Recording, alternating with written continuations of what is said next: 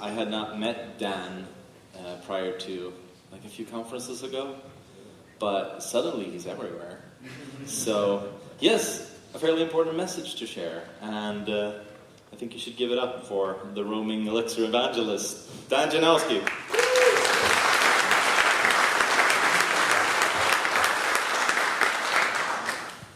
Well, you all look much better in the light.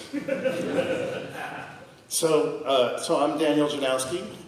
Thank you for the introduction and for this amazing venue. It's also really nice to be in what I consider the home of functional programming, instead of where I live, which seems to be the home of dysfunctional government.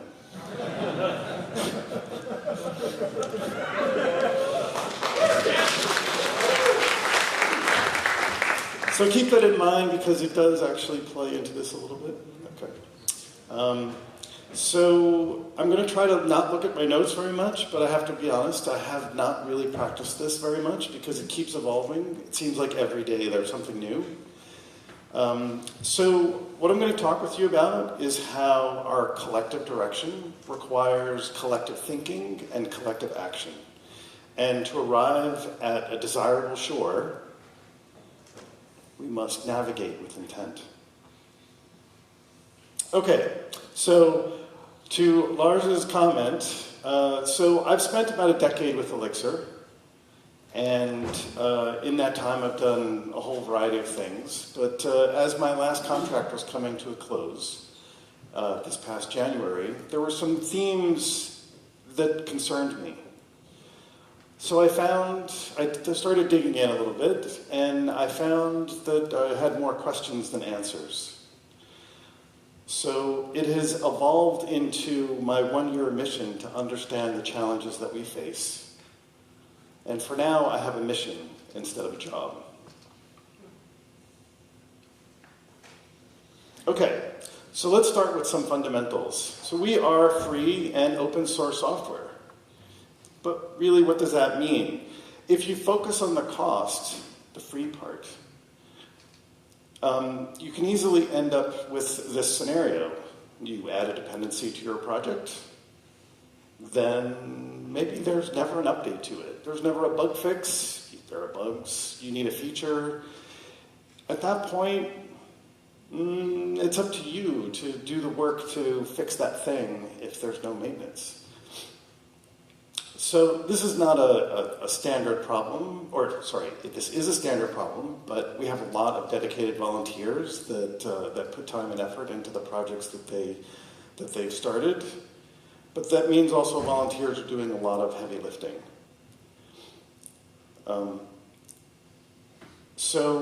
There are companies that support developers, and some of them do a lot of that support, and that brings a lot of value into the community. But I'll come back to that. So consider instead that free means freedom, as in to use, to change, and to contribute to. And open source software is also becoming recognized as a critical commercial asset, but it has been a critical commercial asset for quite some time. It's only now that companies are sort of admitting that. And it is a sort of critical infrastructure, but it's also a foundation of digital sovereignty, and it's also vastly more secure than closed source. Okay, so this is actually, many of you probably don't know what this is, but this is the European Union trying to figure out how to fund open source. And honestly, I haven't read most of the paper, but there was a foreword in this paper that was written by Mercedes, which I presume most of you heard of before. So I want to just briefly quote it because it sort of sums up the open source problem or dilemma in a good way. So far too few of these companies are participating and contributing to upstream projects, meaning that the vast bulk of the burden of keeping these projects viable and secure falls on unpaid volunteers, developers, and maintainers. Without sustainable funding and support, it is entirely foreseeable that critical components will degrade, leaving entire industries exposed to systemic risk. I don't think that's surprising probably to anyone in this room, to be honest. It wasn't surprising to me, but I thought it summed up the situation in a decent way. Okay, so then, this is when I'm going to use my chair. So I was thinking, this is my chair for thinking, I was thinking about open source and open source applications and free applications. And we install software all the time. We use free software all the time. But why does the opt-in financial support model not work? Some of it is probably mistrust, coupled with advertising everywhere, assaulting us for, like, pleas for money. So we start filtering out advertising and funding pleas. So I thought about the apps that I install on my phone, and I singled out one which is called Pass, which is a password manager that I use.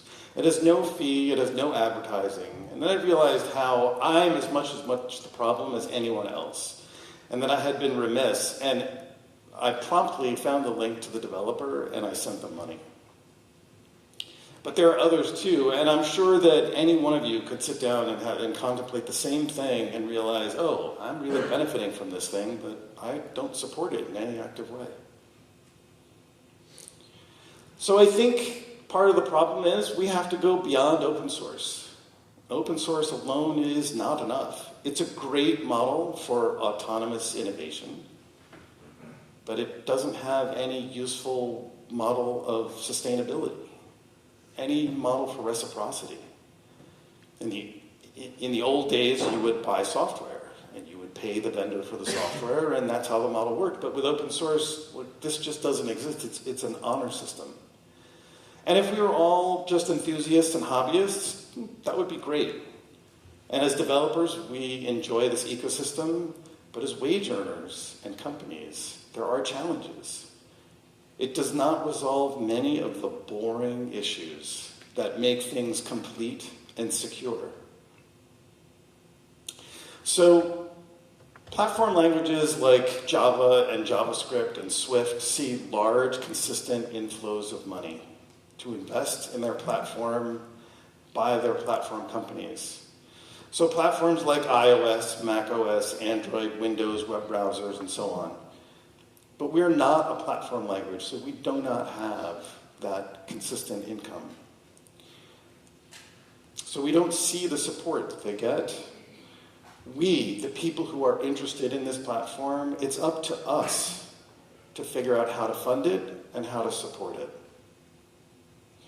And that is our cost to bear. It's the cost of our choice. And I happily make that choice because I love this ecosystem. I think that it is technically superior in so many ways. But we have to be a lot more deliberate about what that means. But we're having more success recently, so I'm going to go through some successes. So this is one success, which is with the funding of Herman Ultraschall and the foundation. Jonathan Manchin is able to work on security nearly full-time and produce a lot of the infrastructure that we need, that we have to have, that most of us don't want to think about. But we will, at some point, all be victim to some sort of security incident, and we'll be like, oh, I'm really glad that we have a CNA, that there is a way to resolve these issues in a way that is constructive for our ecosystem. But this is only funded till the end of the year. But this work needs to continue, probably forever. So we have Expert, which you've probably heard is now public, and we have 3 primary sponsors for this work, Tau Space, Fly, and River. And because it's public now, I've been contacted by another company that's interested in putting money into Expert. And I think this is the beginning of a good trend, a trend that I think as we see more activity like this, it will become more activity. So we also have funds for Elixir Outreach, which is basically to support people in some capacity to go out and talk in verticals, industry verticals, about their successes, and to also mention, oh, we happen to do it with Elixir. This is not so much about going out and talking about Elixir and diving into code. It's really more about creating the interest. Oh, what did he say? What is that thing? I've never heard of that. And then going from there. And thanks to Per Stritzinger, we now have a running Kickstarter for the upgrade to Rebar. And many of you probably don't know much about Rebar, but it's time. Rebar is now 10 years old, and there are some things that it needs, some significant things. But this is another interesting model for trying to fund things that need to happen. And I would say that it's starting to see some success as a model. As of yesterday, we're a little bit more than halfway to the goal for this first phase. And one of the goals is to actually integrate Rebar into the OTP release, which has a lot of benefits, which I won't go into. Okay, and now there's NX, which you've all heard of, I'm sure. Also, a critical part of our AI machine learning infrastructure. It needs some long-term support as well. So I was talking with Paolo and Jose, and Paolo has a whole list of things that need to happen to really bring NX to where it needs to be. And Dashbit decided that they would be a seed funder for that work. But again, it's a long-term project. We want to see it not only brought to where it needs to be, but for it to continue onward. And we need, that question mark could be anyone. But at the moment, this is brand new. I'm announcing it literally here. It's never come up before. But these are the kinds of things that people can invest in and invest in us. So, let me just briefly cover the individual ways that you can support our ecosystem. I'm actually not going to read all these things because I don't like reading slides. But I think you get the general idea. There are things that if you decide to act, they're not really that hard. And to be honest, if you're lost or you're not really sure how to contribute, just find me. As Lars said, I'm everywhere. But there are also ways that companies can support.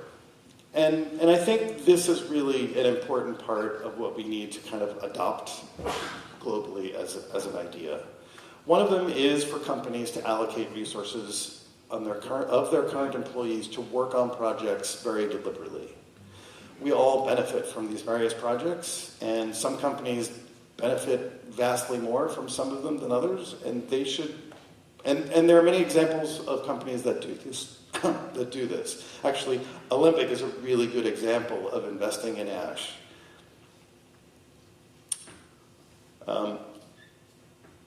Funding of individual projects like the ones that I just listed before, obviously also good, but then there's also just general sponsorship of the EEF. Because this starts to get really complicated when you get to smaller things. Expert and NX are large, but there are literally thousands of projects that we depend on that are a critical part of our supply chain that don't see any kind of funding, that don't see any kind of support. And that takes many forms. It's not just financial.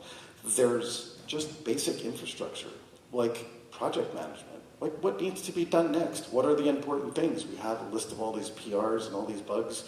What gets done next? So let's talk about funding efficiently, because that's what this leads to. So you could go and click on, Hex sponsorship links. You could go to GitHub and do funding directly. And there are a bunch of options. But when you get into those thousands of projects, this is not scalable. It's not scalable for an individual. This is like making charitable contributions at the end of the year. You're like, oh, I don't know where. I just pick some random things and then go from there. But the foundation is much more interested in the whole ecosystem and how its foundational components are well supported. So funding the foundation is a simple one-stop to say, oh, I know things need attention and someone else can work this out. But also, will be coming is a much more efficient way of funding, which is lower fees. So a lot of the other mechanisms include pretty high fees for the operation. So we have working groups in a lot of areas that can figure out, okay, what are the things that need to be funded? What are the things that need support? What are the things that are falling behind? And we can have a more broad conversation about how do we do funding.